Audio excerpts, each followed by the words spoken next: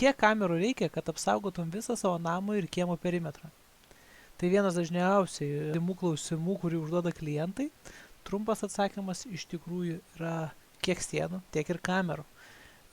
Aišku, jeigu tikslas yra apsaugoti visą 100% perimetro ir namų. Kodėl klausimas galėtų jums kilti, dauguma lauko kamerų turi apytiksliai 85-100 laipsnių kampą, maždaug status, šitos kameros konkrečiai pažymėtos turi netgi didesnį negu statų kampą.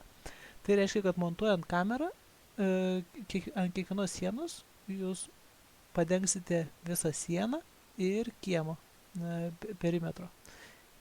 Be abejo, reikia montuoti kameras nuosekliai, kad viena kitą padengtų. Tai reiškia, kad niekas iš kameros nugaros negalėtų prieiti nematant. Parodysiu dar 3 variantus, kokie tokie dažniausiai būna. Tai pats pirmasis variantas yra stačiakampis arba kvadratinis namas. Tai šitas namas yra pats paprasčiausias ir pats geriausias montuotojai, dėl to, kad nereikia nieko mąstyti. Tai yra 4 kameros ant 4 kampų ir tu padengęs esi visą namą ir visą perimetrą aplinkui. Antras lygiai taip pat nesudėtingas variantas, tai yra kotedžai. Čia, kaip matote, yra 3 kotedžai, 1, 2, 3. Tai jeigu yra vidurinis kotedžas, tai yra pats paprasčiausias variantas, tai yra viena kamera vidiniam kieme, viena kamera, kur yra įėjimas.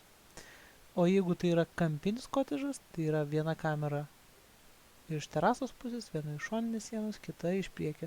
Jeigu ant šoninės sienos nėra jokių langų ar durų, ten taip pat nebūtina tos kameros statyti. Ir trečias variantas, tai būtų pats sudėtingiausias.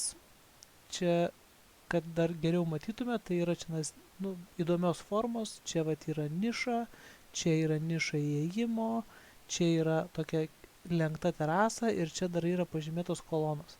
Tai jau tokiam pastate yra labai sudėtinga, reikia žiūrėti, kur statyti ir atrodo, namas nėra gal baisiai didelis, bet jau reikia minimum 9 kamerų, kad apžiūrėti visą namą ir perimetrą. Aišku, dažniausiai klientai tokiuose namuose ir taupo ir tada galvoja, kur čia nereikėtų, gal nereikėtų tos kameros prie pagrindinio įėjimo, gal statyti ant šitos sienos, kad persidengtų, bet vien žodžiu, tada atsiranda klųjų zonų. Štai toks būtų trumpas patarimas. Jeigu jums kyla kažkokių klausimų, galite rašyti komentarą arba parašykit man privačią žinutę, galite prisijungti ir prokiam.lt per puslapį, galite paskambinti, galite parašyti e-mailą. Ačiū uždėmesi, prašau paspausti like, pasubscribinti ir iki pasimatymo.